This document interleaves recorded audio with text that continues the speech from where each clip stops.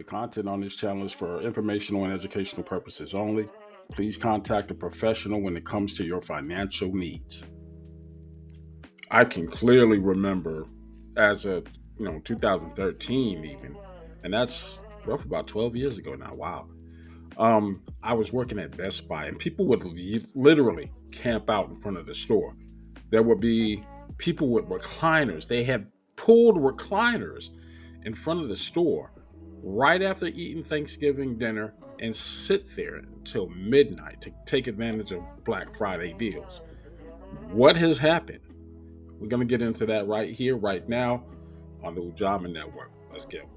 No, it's not your imagination. I can remember a time you can literally see how bad of a day you were going to have on Black Friday by 6, 7 o'clock in the morning. Because by the time you hit those streets to get on to go to whatever destination you're going, whether it's a mall or a big box store, that traffic would be horrendous, especially here in the metro Atlanta area.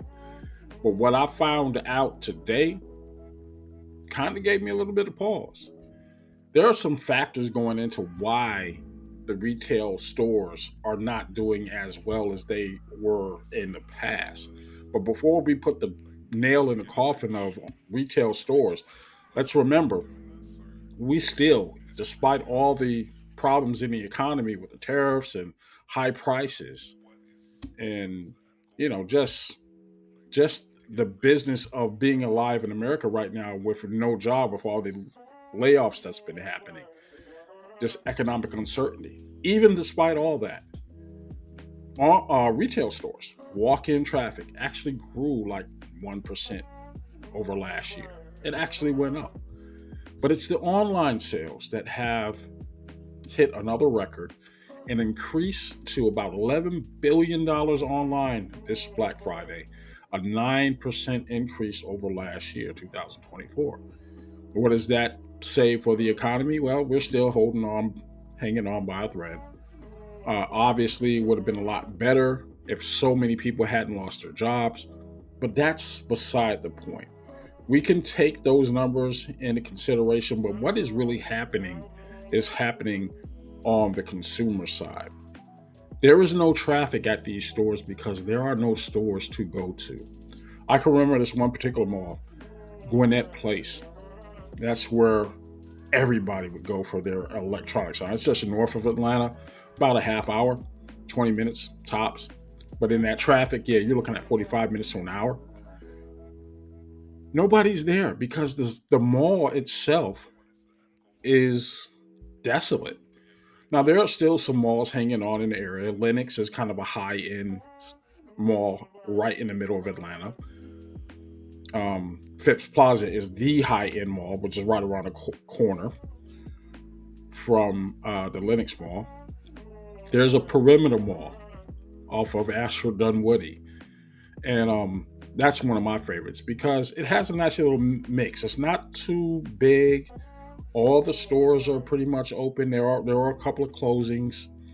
Um, Not the anchor stores, obviously, but you're starting to see the telltale signs of not being able to keep enough retail environments open in these malls because you're having a lot of these going out of business sales. A lot of the boutiques are starting to pop up, but you're seeing less and less retail stores open. And why is that happening? Well, because some of it can be contributed to the online sales. The things that are going by the wayside, um, they're not electronics stores that are closing. These are boutiques, clothing stores, and I'm seeing a lot more of them. Um, Gone are the days where you can go to an anchor store like Sears. Sears is no more. Toy stores, Toys R Us, that's no more. Although there are some signs that new management is taking over. I think there's still 11 of these stores open across the country or whatever, as they're trying to rebuild the brand. But yeah, there are a few pop up Toys R Us's. But honestly, I don't think it's ever going to go back to the way it was. I can remember times when we would literally watch people park their cars right after eating Thanksgiving dinner at about 6 p.m. the, the Thursday before Black Friday. And we were working retail at one of the big box electronic stores. One guy even pulled out his recliner, sat it right next to the door, and waited until midnight. There were people in tents.